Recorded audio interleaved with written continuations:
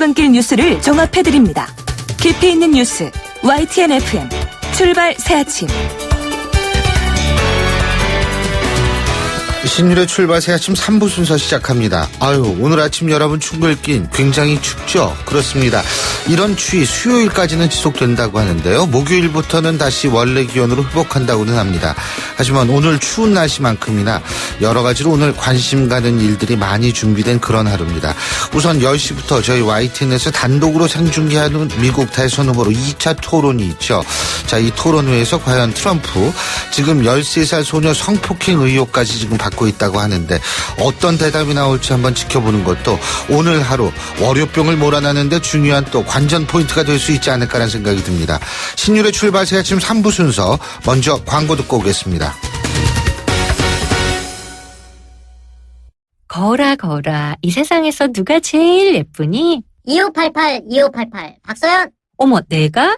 하긴 고객님들이 대리운전 부르면서 예쁜 소연이 목소리 듣고 집에 가야지 라고들 하셔. 너 잘났다 너 잘났어 2588 꽃보다 박소연 2588.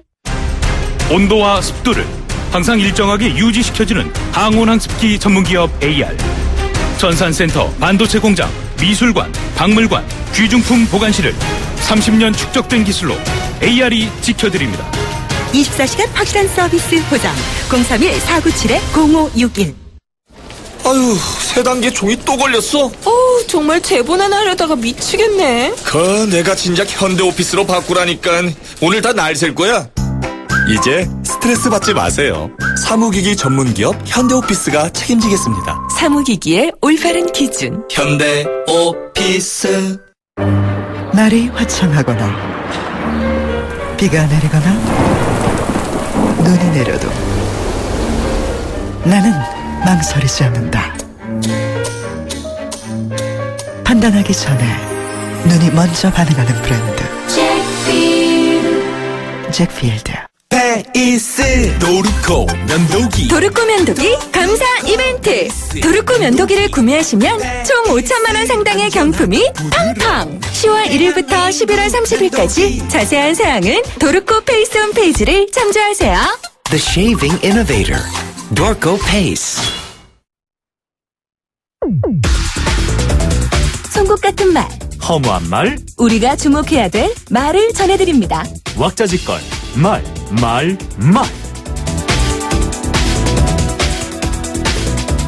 가을로 접어든 말벌떼가 덤빈들 무슨 힘이 있겠습니까? 국민의당 박지원 비대위원장이 청와대와 새누리당을 향해서 한 얘기입니다. 이런 발언은 박지원 위원장이 국감에서 계속 폭로성 발언을 한 데 대해서 새누리당 재선 의원들이 박 위원장의 최근 행보가 대한민국 안보를 위협하고 민생국회를 무책임한 폭로의 장으로 몰아가고 있다는 비판에 대해서 대답한 것이라고 볼 수 있습니다. 여기서 폭로라는 부분에 대해서 생각해 볼 필요가 있습니다. 폭로라는 것은 경우에 따라서는 사안의 핵심을 흐리고 주변적 사안에 관심을 돌리는 역할도 할 수 있어서 바람직하지 못한 것으로 여겨지는 경우도 많지만은요. 과거 비자금 폭로와 같은 것도 있었다는 사실을 상기하면 폭로가 반드시 부정적인 역할만 한다고 보기는 힘들 수도 있습니다. 지금 국감장에서 벌어지고 있는 폭로전 과연 어떤 경우에 해당할까요? 그것은 청취자 여러분의 몫으로 남기겠습니다. 손학규 잡은 영란이 누나, 저녁이 있는 삶을 실현해 손학규를 완전히 무력화시켰다.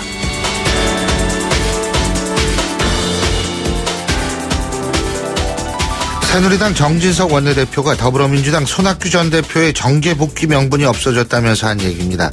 저녁이 있는 삶을 김영란 전 대법관이 부분적으로 선점했는지는 모르겠지만 아직 우리 사회에는 저녁은 고사하고 주말도 일을 해야 하는 근로자들이 많습니다.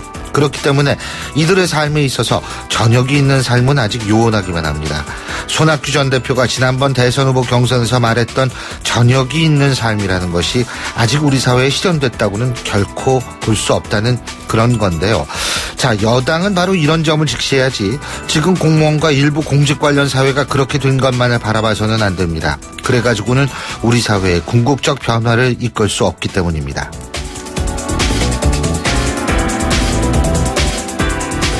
나는 인생에서 물러서 본 적이 없다. 엄청난 지지를 받고 있고 절대 그만두지 않겠다.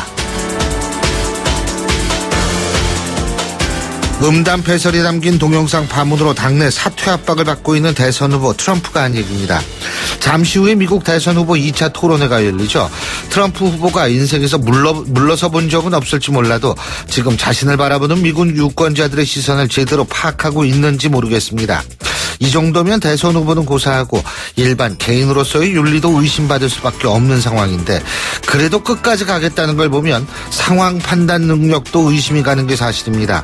이 정도의 상황 판단 능력을 가지고 대통령이 되겠다고 하는 걸 보면 정말 사람은 나이 들면서 현명함으로 살아야겠다는 생각이 절로 듭니다. 지금까지 말이었습니다.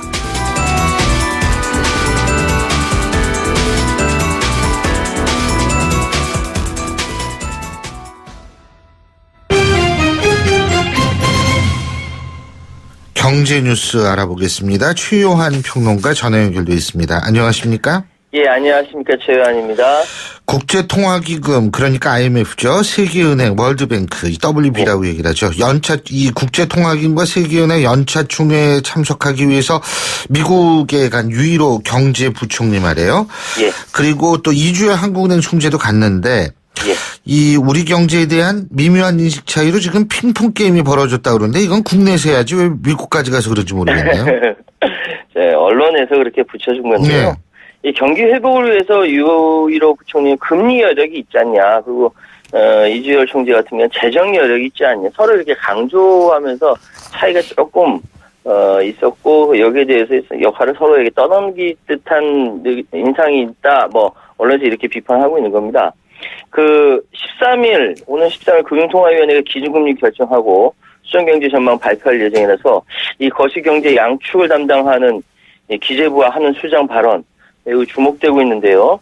유 부총리는 전 세계적으로 확장적 통화정책을 펴왔고 이에 한계가 있을 것이라는 점을 모두 동의한다. 거꾸로 본다면 우리나라 아직 1.25% 수준인 그 기준금리가 여력이 있지 않느냐 뭐 이런 이야기를 하고 있는 것이고요. 이주열 총재 측은 우리나라가 소규모 개방 경제다 보니까 환율 변동성도 고려할 때 선진국처럼 통화 정책 펴기가 쉽지 않다. 더구나 지금 문제는 가계부채 문제, 금융안전 리스크가 너무 커져 있는 거 아니냐. 이게 재정 여력 역할을 강조한 겁니다. 뭐 경제수장 두 사람의 인식이 차이는 있을 수 있지만 그래도 이제 조금 더 발전적으로 한국의 근본적인 거시 경제 성장 동력이라든지 이런 거 얘기했으면 더 좋았겠다라는 생각도 해봅니다. 자, 그리고 누진제 판결이 얼마 전에 있었는데 그 이후에 어쨌든 지금 정부 여당이 누진제를 좀 완화하기 위해서 노력을 하고 있는 모양이에요. 현행 6단계 누진제를 2단계로 완화하는 방안을 지금 검토 중이다. 이런 소식이 있죠? 그렇습니다. 지금 소송이 계속 잇따르고 있기 때문에 이게 얼마나 영향을 미칠 것인가 이런 얘기가 나오고 있죠. 방금 말씀하셨던 대로 6단계를 2단계로 줄이고 한 40가지 정도의 방안을 놓고 이제 태스크포스에서 논의를 했다라고 합니다. 근데 여기서 중요한 거는요, 그 TF가 한국전력에서 원가 자료를 받은 다음 이걸 공청회를 통해서 공개하겠다라고 이야기하고 있거든요. 그러니까 지금까지 한국전력에서 원가 자료를 이렇게 공개하지 않았습니다. 수차례 원가 이상의 전기 요금 우리 소비자들이 냈다라고 얘기했는데 얼마나 냈는지는 나오지 않았는데 만약에 이번에 원가 자료를 공개하게 된다라고 한다면은 이건 나중에 소송까지 영향을 미칠 수 있다라는 이야기가 나옵니다. 물론 이제 한전은 주택용 요금은 경제협력개발기구 회원국의 60% 수준이다. 과도한 거 아니다라고 이야기를 하고 있지만 앞으로 지난번 6일 재판도 이 총괄 원가가 얼마인지 알 수 없어서 일단은 구체적인 자료가 없어서 판단하기 어렵다라고 나온 만큼 이번에 원가 자료가 발표하게 되면은 원가를 알 수 없지만 누진제는 적법하다. 이런 논리는 나오지 않을 것이다. 이런 판결은 나오지 않을 것이다. 이런 얘기가 많거든요. 어쨌든 이번에 TF에서 어떤 발표가 날지 초미의 관심사입니다. 자, 그리고 금융회사들이 제멋대로 하루치 연체이자를 더 받아온 관행이 있었다. 이런 얘기가 있고 그래서 이 관행을 없애겠다고 그러는데 실제로 하루치 연체이자를 더 받아온 모양이죠? 그랬던 모양입니다. 이 금융감독원이 금융회사의 불합리한 연체 관행을 내년 3월 안에 개선시키겠다라고 얘기하면서 제일 먼저 얘기한 것이 대출 연체 이자 적용 시기를 명확하게 한다는 겁니다. 보통 이제 예를 들어서 이걸 뭐 어려운 말로 기한의 이익 상실이라고 하는데 일부 금융회사들이 채무자에게 빌려준 대출금 만기 전에 회수하는데 통상 이제 이후에 연체인 경우 발생하거든요. 근데 그 다음 날부터 하지 않고 바로 그날부터 적용한다는 것이죠. 지금까지 그렇게 해왔다는 거죠. 이게 또 관행이 됐다는 것이고요. 그래서 이거 외에도 뭐 금융회사가 부당하게 5년 이상 연체 정보를 보관하고 대출 시 활용하는 관행도 사라지게 만든다고 하고요. 어쨌든 여러 가지 변화가 있는 것 같은데 어쨌든 지금 금융기관이 이 하루치 이자를 더 받은 관행이라든지 여러 불합리한 이런 관행들에 대해서 금융감독원에서 제동을 걸게 되었다. 소비자로서는 굉장히 반가운 소리입니다. 예, 오늘 말씀 잘 들었습니다. 고맙습니다. 예, 감사합니다. 예, 지금까지 최요한 평론가였습니다.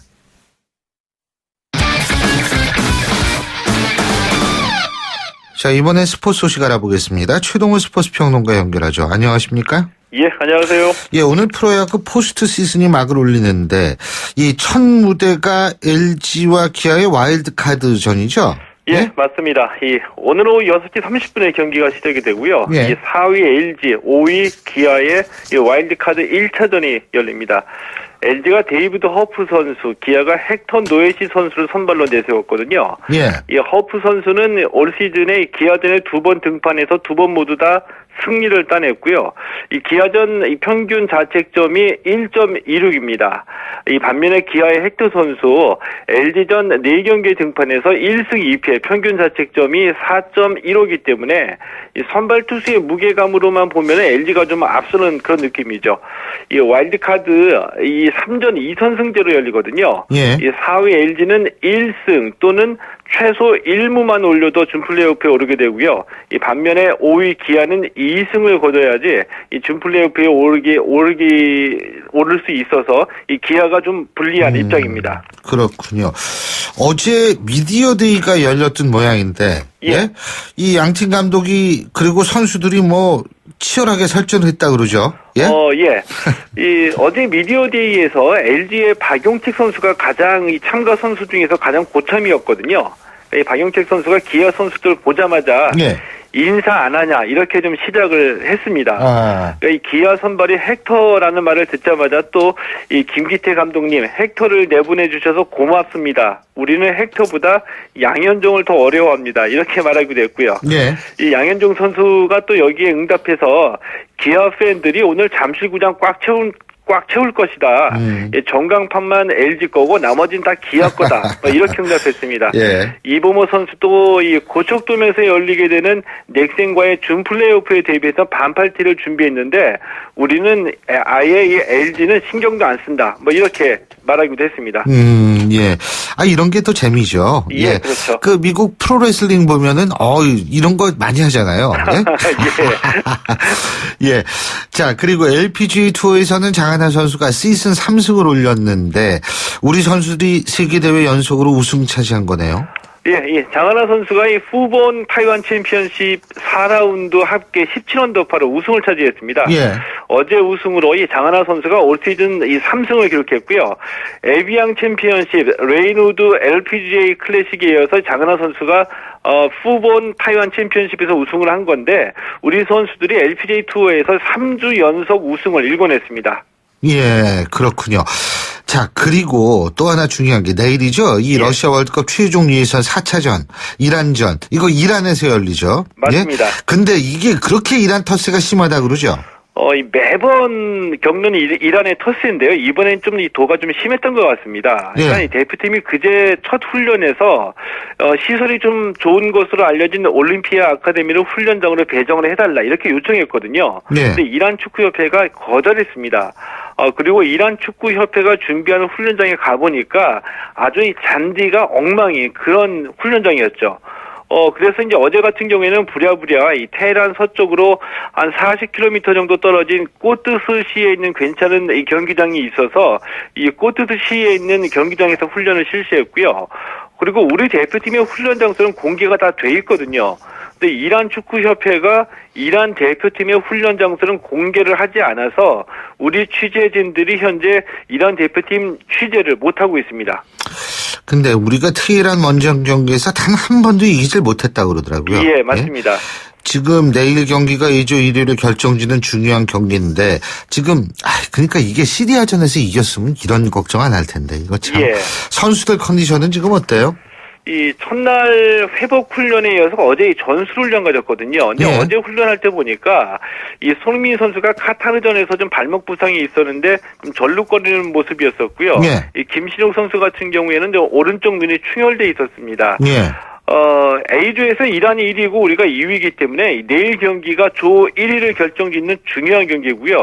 이란 같은 경우에 이 유럽에서 뛰고 있는 20대 초중반 선수들 중심으로 세대 교체를 했거든요. 예. 제가 보기에 우리 공격수들의 능력을 보면은 충분히 골을 넣을 수 있다라고 보기 때문에 이란전 승리의 관건은 역시 이 불안한 우리 수비진이 얼마만큼 이란의 공격을 막아내느냐 여기에 달려있다고 봅니다. 예. 자, 그리고 전국체육대회가 충청남도에서 열리는데 선수단 참가 규모가 2만 명이라고 그러네요. 예? 예. 이거 뭐 올림픽보다 더 커요? 예, 그렇죠. 지난 7일에 충남 아산시에서 이 전국체육대회가 막을 올렸거든요. 예. 이 말씀하신 대로 이번 대회 참가한 선수단 규모가 2만여 명입니다. 예. 이 리오올림픽 선수단 규모가 11,000여 명이었으니까 이 선수단 규모로만 보면은 전국체육대회가 올림픽의 2배이고요. 예. 그런데 이 전국체육대회가 예전엔 좀 관심도 상당했고 열기도 대단했었는데 예. 지금은 좀 상황이 달라졌잖아요. 국민들로부터 좀 외면받고 있고 그들만의 대회처럼 치러지고 있거든요. 그런데 오히려 이 전국체육대회가 규모가 비대해지면서 개최 도시의 비용 부담도 만만치 않아진 건데 관심은 못 받고 흥행도 힘들고 이 경제적 부담도 늘어나는데 이렇게 대규모로 행사를 치를 필요가 있을까 하는 생각도 들고요. 예. 한 10,000명 정도로 규모를 줄여서 전국체육대회는 진짜로 엘리트 선수를 발굴하는 대회로 이렇게 좀 자리매김을 새롭게 해야 될 때가 왔다고 봅니다. 예. 참 옛날에는 전국체전 하면은 이것도 관심을 많이 가졌는데 요새는 예, 또 그랬죠. 좀 그런 관심은 좀 시들해진 것 같은데 어떻게 2만 명이나 참석한다. 야, 전 이거 몰랐어요. 예. 오늘 말씀 여기까지 듣죠. 고맙습니다. 예, 고맙습니다. 예, 지금까지 최동호 스포츠 평론가였고요. 신율의 출발새 아침 3부 순서 여기서 줄입니다. 잠시 뒤 4부에서 뵙겠습니다. 안녕하세요. 배우 공연주입니다. 15살의 여러분은 어떤 꿈을 꾸는 아이였나요? 제가 케냐에서 만난 15살 소녀 도린의 꿈은 의사가 되는 것인데요. 학교에 가는 것을 무척 좋아하는 도린이 학교를 빠질 수밖에 없는 이유는 단지 여자로 태어났기 때문입니다. 우리와 너무 다른 그동안 말하지 못한 소녀들의 이야기 궁금하지 않으세요? 여러분의 관심으로 소녀들이 다시 꿈을 꿀 수 있습니다. 지금 월드비전 꽃들에게 희망을 캠페인을 검색하세요. 월드비전 꽃들에게 희망을. YTN 라디오 캠페인 더 가까이. 안녕하세요. 한국환경공단 이사장 전병서입니다. 강원도 홍천에는 소매공리라는 활기찬 마을이 있습니다. 한때는 악취마을이라 불리면서 사람들이 꺼리던 곳이었는데요. 하수처리장과 쓰레기 매립장, 이런 기피시설이 있었기 때문입니다. 이 마을의 사람들이 다시 돌아오게 된 것은 친환경 에너지타운이 조성되고 난 뒤부터입니다. 기피시설이 있던 자리에 태양광, 바이오가스 등 재생에너지시설을 만들어 에너지 문제를 해결하고 악취 문제를 해결하는 등 주민들의 삶의 질도 높일 수 있는 마을이 됐습니다. 친환경은 더 가까이, 환경오염은 저 멀리, 환경과 에너지 문제를 동시에 해결해 보시는 것은 어떨까요? YTN 라디오 캠페인 더 가까이. 한국환경공단과 함께합니다. 골프 장갑도 지맥스 생산 장갑도 지맥스 헬스 장갑도 지맥스 가죽 장갑도 지맥스 장갑하면 지맥스 대한민국 우리 장갑 지맥스 30년 한길 범양 글러브가 만듭니다. 글러브 맥스 지맥스. 날카로운 분석, 내일을 보는 시선, 신율의 출발새 아침. 신율의 출발 새 아침 4부 순서 먼저 광고 듣고 오겠습니다. 좋은 집은 좋은 사람들이 먼저 알아보고 좋은 사람들이 모인 곳은 좋은 마을이 됩니다. 고층 한강 조망 테라스 하우스로 1차부터 인정받은 다산 신도시 대단지 브랜드타운. 다산에서 좋은 마을 금강 펜테리움 리버테라스 2차입니다. 1899-5733 금강주택 10월 14일 오픈. 워터 소믈리에 김하늘이 추천하는 서머스. 물은 정말 섬세해서 온도에 따라 맛이 달라지는데요. 서머스의 진공 단열 기술이 가장 맛있는 물의 온도를 지켜줍니다. 이제 물도 서머스 보온병으로 즐겨보시는 건 어떠세요? 맛있는 온도 서머스. 카누 아로마. 좋은 커피라면 첫 향부터 음미해보세요. 카누의 향은 마시기도 전에 시작합니다. 세상에서 가장 향기로운 카페 카누.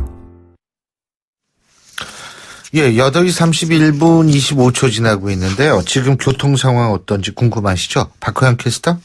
네, 신일의 출발새 아침 교통정보입니다. 한강 다리 중에서 가양대교 위에 차가 좀 늘었다 줄었다 반복하는데요. 지금은 북단에서 남단 쪽으로 서행 정도로 가고 있습니다. 가양대교 남단을 나와서 가양역 쪽으로 좀 밀리고요. 반대 방향으로는 화곡로 강서구청 쪽으로도 더디게 통과합니다.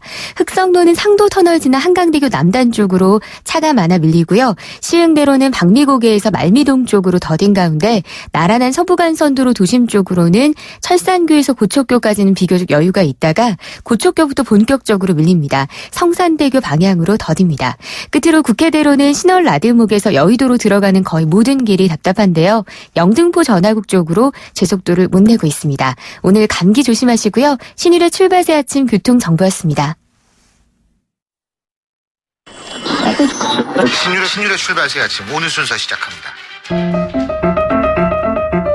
오늘 아침 당신이 듣고 싶은 뉴스 94.5MHz YTN 뉴스 FM 신율의 출발 새 아침.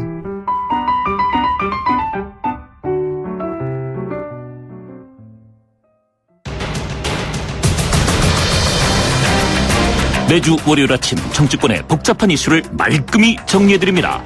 출발당 최고위원회의.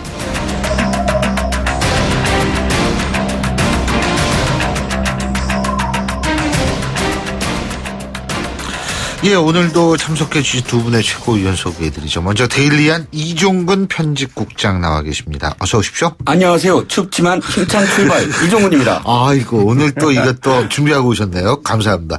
그리고 두문정치전략연구소 서양호 소장 나와 계십니다. 네, 환절기 감기 조심하십시오.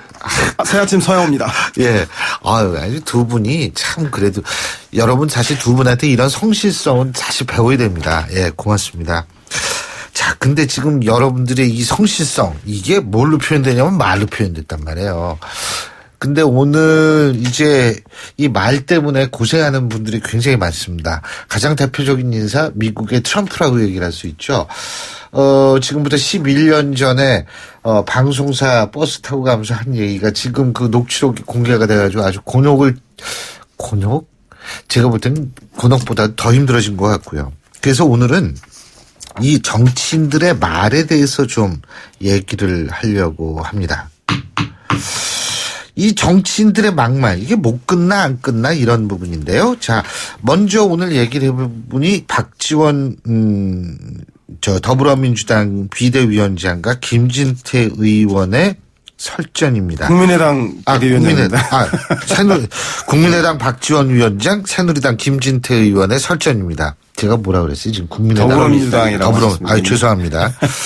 예, 국민의당 박지원 위원장, 새누리당 김진태 의원의 설전인데, 자, 이게 히스토리가 있어요. 맨 처음에 박근혜 대통령이 10월 1일 국군의 날 기념사에서 북한 주민들 대한민국으로 오라 이렇게 얘기를 하니까 박지원 국민의당 위원장이 섬뜩하다, 선전포고다 이런 얘기했죠. 그러니까 청와대에서 이거 뭐 북에 약점 잡힌 거 아니냐 이런 얘기가 나오고, 뒤에 새누리당 김진태 의원이 훗날 통일이 되면 깜짝 놀랄 일이 벌어질 수 있다 이러면서 하여간 간첩 얘기를 하긴 했어요.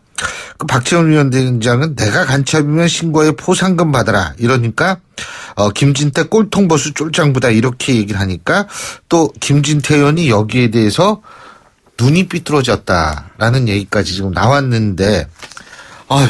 이거 스토리 얘기하느라고 힘 다 빠졌네. 우선 이종국 국장님 어떻게 보세요? 아까 이 주제가 이거 아닙니까? 막말은 못 끊냐 안 끊냐인데 네. 그거부터 말씀을 드리면 끊을 이유가 하나도 없습니다. 일부러 하는 거거든요. 네. 이거는 사실 전략적인 우리나라에서 완전히 전략적으로 막말을 합니다. 그거는 보수냐 진보냐 가릴 것 없이 옛날에는 진보가 많이 했죠. 네. 뭐 김용민 이 PD 사건부터 시작을 해서 그런데 지금은 아예 뭐 여야 따로 뭐 상관이 없습니다. 그러니까 지금 이 사태는 사실 눈살을 찌푸리게 하지만 양쪽 다 이유가 있는 거예요. 김진태 의원이나 박지원 대표나 다 이렇게 해야 될 이유가 있었습니다. 김진태 의원은 딱 하나죠. 대통령에 대해서 지금 그 공격의 화살이 많이 쏟아지고 있지 않습니까? 지금 4년차에. 그런데 이럴 때 막말을 하면 사실은 대통령을 옹이하려는 그러니까 소속 그 지지층들이 결집하는 효과를 하거든요. 그리고 박수를 치죠. 아, 그래, 할 말 다 했다. 아, 그래, 속 시원하다. 이런 발언, 이런 어떤 지지층의 결집을 목표로 한 거고요. 딱 뭐 겨냥을 한 거고. 박지원 대표 같은 경우 사실 자기가 상대할 이유가 없어요. 아니 그냥 그 평의원 아닙니까 새누리당에. 그러면 점잖게 대변인이 나서서 아니 공당의 대표한테 할 말이냐 그게 이렇게 하면 되거든요. 근데 굳이 자기가 나서서 블로그에다가 다 이게 다 블로그에 올린 글들이에요. 뭐 쫄짱보다 뭐다. 아니 대표가 상대당 평의원이 한 말에 쫄짱보다 뭐다라고 하면 자기가 격을 그 사람의 낮춰지는 거예요. 같이 그냥 멱살잡이 하는 거거든요. 그러면 왜 그렇게 했느냐. 사실은 지금 그 박정원 원내대표 그 국민의당 내부에서 사실 많이 좀 비판을 많이 받아요. 너무 북치고 혼자 다 한다. 그런데 그거를 계속 논점을 좀 흐리는 거예요. 자기가 다 나서서 대통령도 공격해, 더불어민주당도 독려해. 그러니까 그런 어떤 것이 사실 박지원 원내대표의 또 숨은 어떤 이유였고 이것들이 맞물려서 사실 이런 결과를 낳았다는 거죠. 예. 우리 차영호 소장님. 네, 저는 김진태 의원은 생계형 막말의 전형인 것 같습니다. 그 청와대 특급 소방수로 나서면서 야당의 공격수, 박지원의 저격수로 보수의 아이콘이 돼서 나 좀 알아봐 주세요. 보수 지지자 여러분, 저를 좀 사랑해 주세요라고 하는 전형적인 생계형 막말인 것 같고요. 이런 생계형 막말의 특징은 본인은 지지율로 인해서 연명할 수 있는 생계가 보장되지만 당 전체 지지율은 국민 전체로부터는 떨어진다라는 걸 유념해야 될 것 같고 특히 이번에는 박지원 패에 완전히 김진태 의원이 말렸어요. 좀 심하게 말하면 본인이 원하든 원치 않든 간에 박지원 비대위원장이 12월 말에 있을 국민의당 당대표 선거에 출마하려고 하는데 이렇게 하면 당대표 선거에 본의 아니게 선거운동원으로 전락할 상황도 있습니다. 국민의당이 현재 지지율이 떨어지니까 제3당으로서 존재감을 높이기 위해서 국민의당과 청와대 간의 대립각을 분명히 세우려고 하고 나아가서 박지원 대표는 연말에 있을 그 당대표의 선출직으로 출마하기 위해서는 박지원의 존재감을 보여야 되기 때문에 박근혜 대통령 정부 여당 중에 제일 핵심적인 그 대장인 박근혜 대통령과 박지원과의 대립관을 세워서 본인의 존재감을 드러내려고 하는 박지원 대표의 이런 고도의 정치적인 전략에 김진태 의원이 그대로 말려든 게 아닌가. 그래서 막말의 끝은 본인이 얻는 것도 있겠지만 이렇게 크게 잃어버리는 것도 많다는 것을 유념해야 될 것 같습니다. 근데 이게 이제 막말 이런 얘기를 하는데 이것도 제가 볼 때는 조금 이 선이 있어야 되는 거 아닌가. 왜곡과 선동으로 눈이 삐뚤어졌는데 뭔들 제대로 보이겠느냐. 이거는 사실 박지원 비대위원장의 한쪽 눈이 좀 아프시잖아요. 그죠? 이런 게 이제 지금 또 다른 논란이 되고 있는 것 같아요. 그래서 좀 저도 보는데 씁쓸합니다. 씁쓸하게는. 그러니까 사실 70년대 정치인들을 이야기를 이렇게 많이 들어보면 당시 엄한 시절이었죠. 유신 체제 이런 어떤 정말 정치적으로는 암울한 시대였지만 그때의 의원들끼리의 어떤 주고받는 말에는 금도가 있었다는 거죠. 어디까지는 그러니까 서로의 품격 그리고 금도. 그러니까 국회의원들끼리 싸우는 거야 늘 싸울 수밖에 없지 않습니까? 갈등을 지지층의 갈등을 갖고 와서 그걸 풀어 헤치려다 보면 각각의 어떤 정파나 혹은 이념에 따라서 서로 싸우는 것인데 그거를 어떻게 통합하느냐도 정치인들이 해야 될 문제인데 지금은 금도가 없다. 아니 이것만입니까? 옛날에 왜 그 기억하시죠? 입을 뭐 미싱으로 꿰매야 된다. 대통령의 입을 전직 대통령을 지칭하면서 이런 얘기도 있죠. 또 태어나선 안 될 귀태 이 발언도 있죠. 그러니까 주로 대통령에 대한 막말이 많아요. 우리나라는 사실. 그 이유가 딱 한 가지입니다. 뭐냐면 보수 진보가 딱 우리는 딱 두 진영밖에 없어서 중간이 없어서 51대 49로 이기고 져요. 그러면 이 49는 우리가 뭐 때문에 졌냐를 생각 안 하고 상대방 대통령을 공격을 합니다. 차라리. 공격을 해서 지지층을 다시 결집시키는. 그게 패러다임이 늘 되풀이 되거든요. 그러다 보니까 명박 급사? 이런 말들도 나오고. 그러니까 이런 횡행하는 이 대통령을 욕하는 이유가 전략적으로 계속 이어져 왔어요. 패러다임이. 그런데 이제는 금도가 없어졌죠. 말씀하셨듯이 남의 아픈 부분까지도 이렇게 표현을 하니까. 장애를 조롱하고 외모를 비하하는 건 개인적인 인격을 의심하게 하고 저 사람이 의원으로서 과연 자질이 된 사람인가를 의심하게 되는데 그거보다 더 큰 문제는 김진태 의원이 이번에 남북 분단의 아픈 상처인 색깔론들을 끌어낸 것들이 무엇보다도 가장 큰 문제라고 하겠습니다. 예전에 왜 정부에 대해서 비판적 얘기만 하면 간첩이다 빨갱이다라고 했던 색깔론들을 또다시 끌어냈는데 요새 같은 경우는 좀 변형되어서 북핵이니 안보가 위험하니 하니 북이 도발할지도 모르니까 입을 다물고 정부가 하는 일에 협조해라 라는 식으로 변형된 색깔론 또한 위험한 것 같고요. 특히나 아주 고질적이고 후진적인 망국적 지역 감정을 이용해서 그동안 했던 정치권 얘기 충청도 핫바지론이라든가 우리가 남이가라고 하는 경상도 얘기 호남에서는 홍어 거시기냐 우리는 이런 얘기들처럼 제가 볼 때는 지역 감정과 망국적 지역 감정과 색깔론들을 끄집어내는 것이 신체 비하나 장애를 조롱하는 것 못지않게 아주 우리 정치를 퇴행적인 것을 만드는 막말이 아닌가 싶습니다. 근데 이제 사실 과거에 우리 이종근 국장님께서 과거의 막말을 몇 가지 말씀해 주셨는데 과거의 막말이 한두 개가 아니에요, 사실은. 예? 이거 이런 막말도 있었죠. 옛날에 이 정도가 지금 얘기할 수준은 벗어났어요. 너무 많아가지고. 근데 이 막말을 한 분들이 그 이후에 막말로서 의도했던 그런 목적을 대부분 달성을 못했죠. 이종근 국장님. 네네, 그렇죠. 그러니까 막말로서 사실은 그러니까 초선이라든지 재선 때 자기의 어떤 이 이미지 또는 위상을 좀 높이기 위해서 행동도 좀 행동대로 앞에서 돌격대가 되고 또 말도 거침없이 하고 그런 어떤 행동을 벌이다가 사실 재선에서 초선에서 끝난 의원들도 많아요, 사실은. 왜냐면 그렇게 이미지를 소비해버렸거든요. 워낙에 앞서서. 그런데 거꾸로 사실은 자기의 가장 위험한 상황에서 막말로 그 위험을 회피하는 분들도 있죠. 예를 들면 홍준표 경남도지사 같은 경우 사실 성완종 사건에 연루되고 또 경남도에서는 국민 소환 투표도 이루어지고 이런 악재들이 많이 겹치는데 그때마다 다른 막말 또는 다른 어떤 그러니까 언행을 해서 주목을 받으면 또다시 그 부분이 잠재워지고 리스크를 또 다른 리스크로 덮는 그런 어떤 행동도 막말을 부추기는 어떤 원인이 아닌가 싶고요. 네. 제가 볼 때 막말로 훅간 사례도 있는데 그중에 대표적인 분이 2004년도 총선 시기에 정동영 의장이 노인 폄하 발언하면서 60대 70대 이상은 투표 안 해도 괜찮다.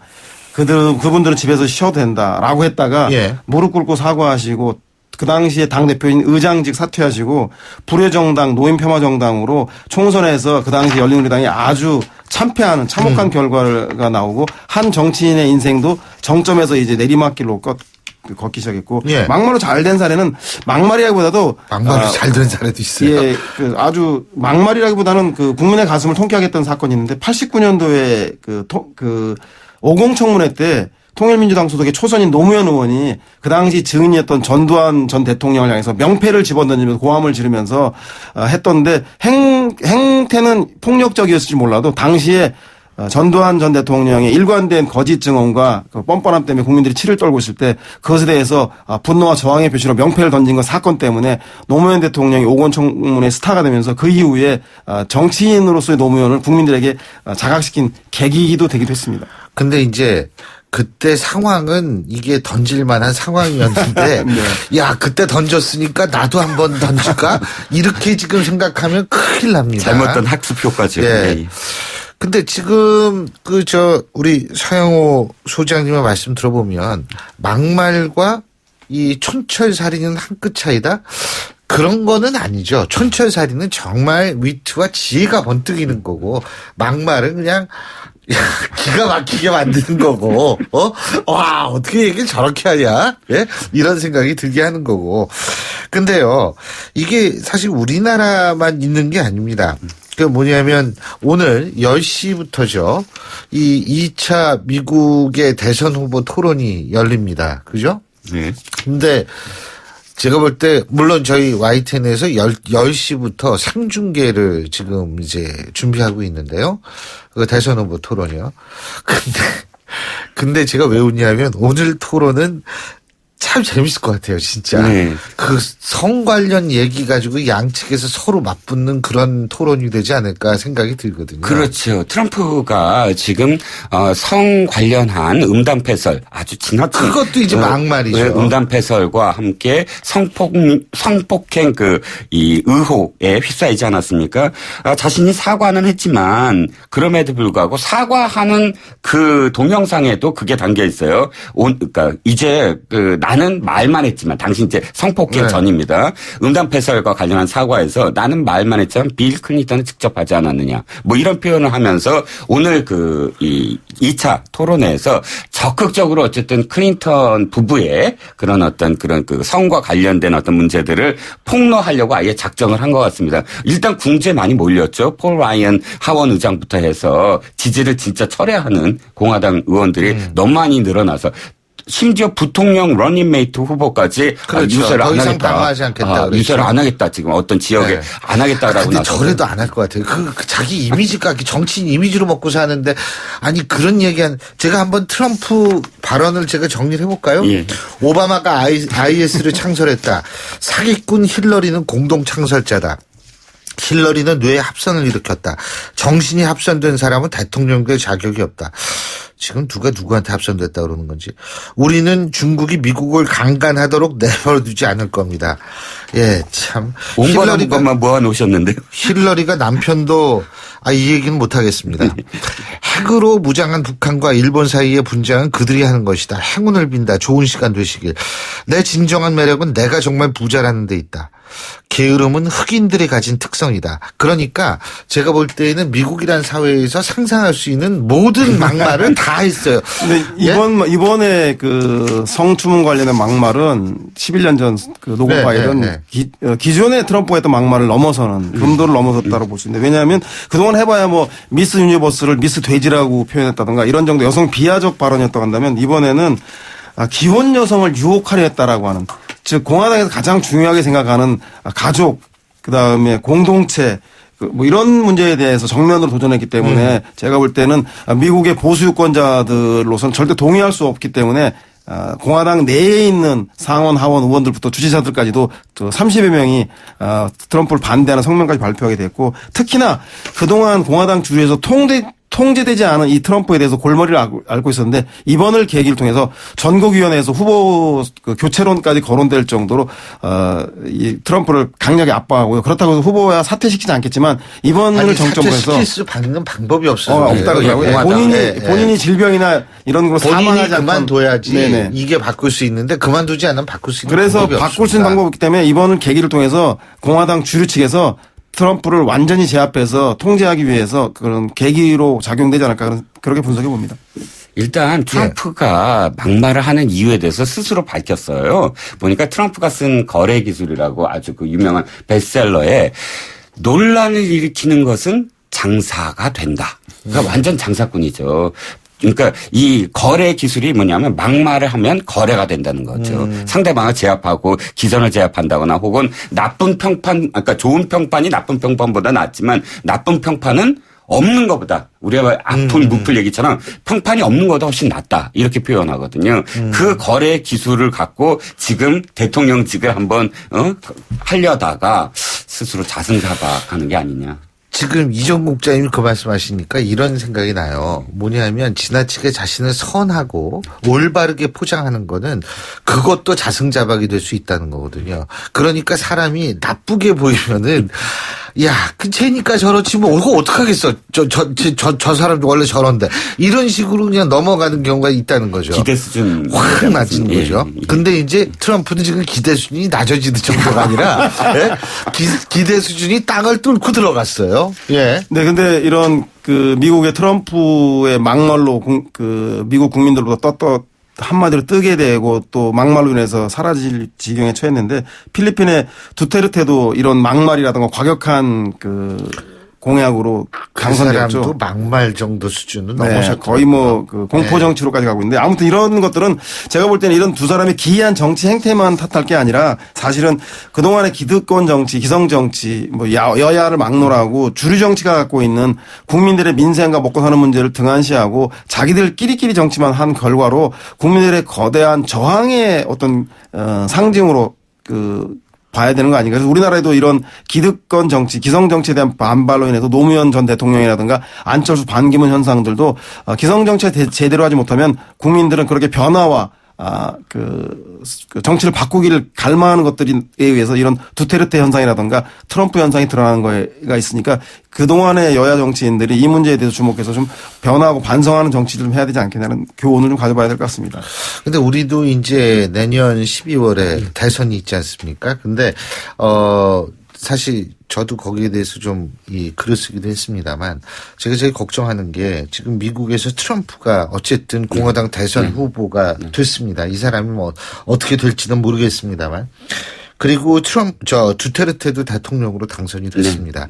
제가 볼 때에는 미국 같은 경우에나 필리핀 같은 경우에는 경제 문제가 미국은 경제는 잘 돌아가는데 문제는 진위 계수가 벌어지고 있다는 거죠. 그러니까 여기 경제적 박탈감. 필리핀 같은 경우에 경제 성장의 정치에 의해서 그 타격은 또 역시 이 서민들이 받게 되는 거고 결국 이런 분노들이 이게 지금 이런 식으로 뚫고 나오는 거 아닌가라는 걱정이 돼서 우리도 근데 사실 우리나라도 제가 볼 땐 그럴 가능성을 배제할 수는 없는 거 아니겠어요? 그렇습니다. 서 소장 아까 말씀하셨던 부분에서 조금 이어서 말씀을 드리면 지난번에 총선 결과가 사실 아무도 예측을 못했어요. 예. 제3당이라는 것이 그렇게 39석이라는 놀라운 어떤 그런 이 결과를 낳을지.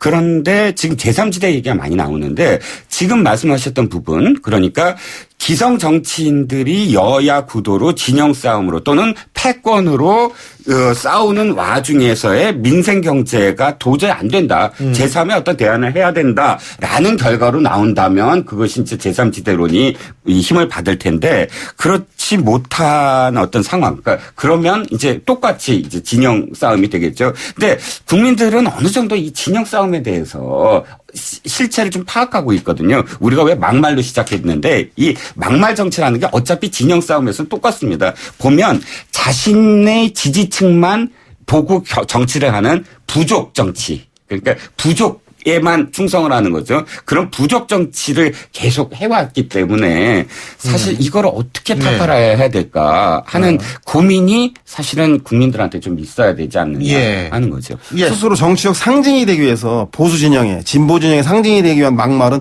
이제 좀 그만. 그리고 막말한다고 상징이 됩니까?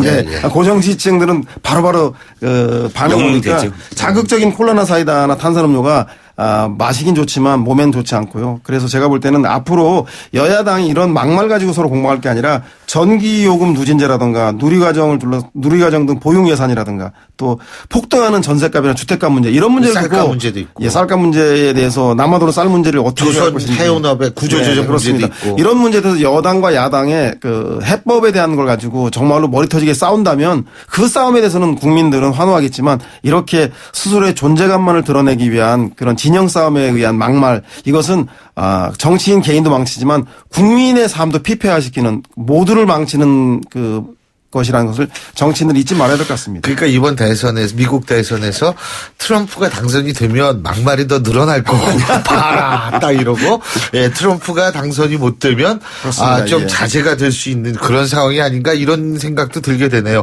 오늘 두 분 말씀 여기까지 듣죠. 고맙습니다. 네, 감사합니다. 지금까지 데일리안의 이종근 편집국장, 조문정치전략연구소 서영무 소장 두 분과 함께했고요. 신율의 출발 새 아침 월요일 순서 여기서 모두 줄이겠습니다. 자, 일주일의 첫날이죠. 바로 월요일인데요. 오늘도 월요병 극복하시고 힘찬 하루 되시길 바라겠습니다. 전 내일 아침 7시 15분에 다시 오겠습니다. 신유리였습니다. 고맙습니다.